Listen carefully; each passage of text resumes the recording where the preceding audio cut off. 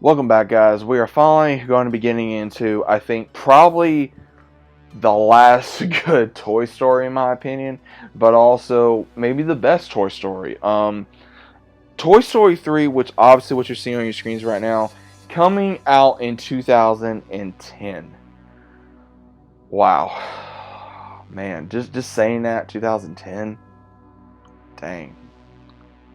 It'd be 14 years ago this year this movie came out. It came out in June 18th of 2010. I remember when this movie came out.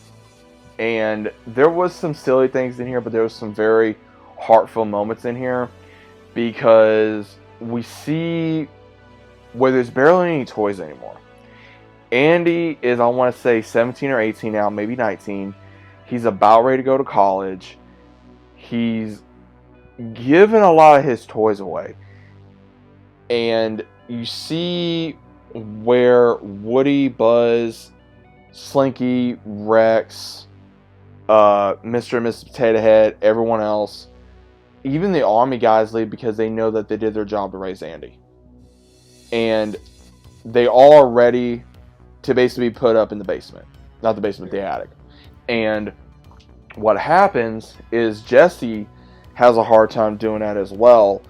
And what occurs is, I can't remember how this occurred really, but we see where this new character, Bonnie, comes in contact with a Woody, and she accidentally takes him, and then the gang follows him, and they go to this daycare center, and they come across these new toys and new enemies, where all the toys are being basically beaten down by all these kids, and you got some that are just been so sore from how they were treated. We even have like a Barbie and Ken storyline in here, which was kind of silly. And then also the whole thing of Woody knowing Andy's growing up and they're getting older, and also they know Andy may not need them no more, and then having to fight to not only get back to Andy but also get back to their home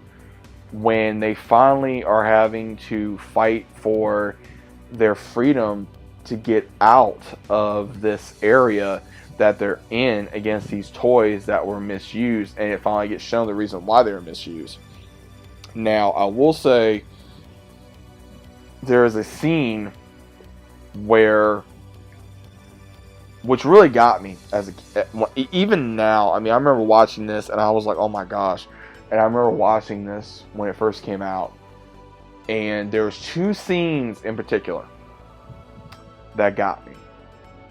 And again, if anyone's seen this movie, you may know what I'm talking about. I am talking about the scene that they are down where the trash is, and they can't get out, and they're about ready to be burned. And they all hold hands. They know they're going to die. And then as soon as that happens, I can't remember how they get rescued, but I remember I was like on the edge of my seat, because in my head, and the little boy in me, I'm going, I don't want Woody or Buzz to die. I don't.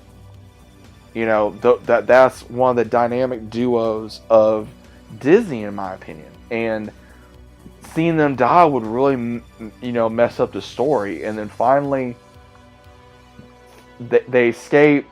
They make their way back. And Andy, while going to college, he drops off all his toys to Bonnie. He gives all of them to her. He gives Jesse, Rex, Bullseye, the aliens, Mr. and Mrs. Potato Head, Buzz Lightyear, and even Woody.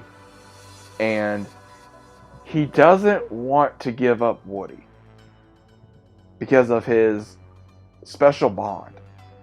And the way they ended this was not only so beautiful, but so heart-touching.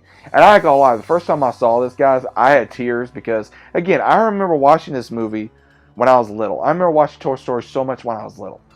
and how much it meant to me, how much it still means to me, because there's been a lot of tributes for this franchise. And the moment when Andy is playing with them one last time and then leaving for college, sees them all, says thanks guys, and leaves. And then Woody and them come to life after Bonnie leaves, and he just says so long, partner. And that was the end of an era. It really was. And I know a lot of people, including myself, want Andy to return one final time. And a lot of people want him to have kids, and then they're back, and they got to find Woody and all this other kind of stuff. I think that would be a great full ending to like Toy Story 5. But again, we don't know until it comes. But I will say, I think that was, if they do it right, because I was not a big fan of Toy Story 4. I did a review on it already, so you guys can check that out on the channel.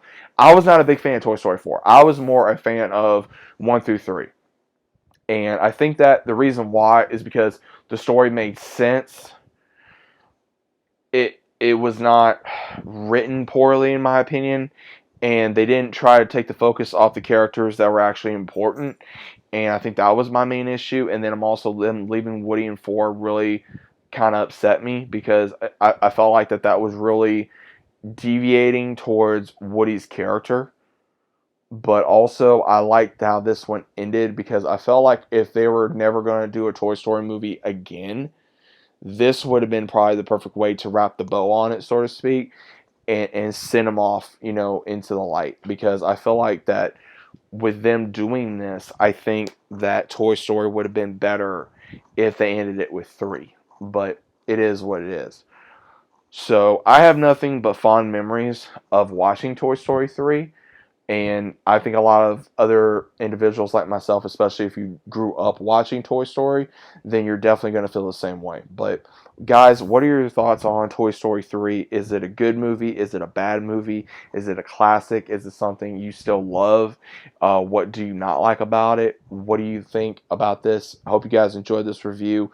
I'm really going back into my roots of watching or reviewing old movies like this, because I enjoy it. I enjoy talking about this. I enjoy talking about these movies, and I hope you guys enjoy me talking about them. So if you guys could leave a like, it would definitely help me out, and I would greatly appreciate it. Comment down below what you guys thought about the review, as also the movie, and I'll see you as always on the very next video.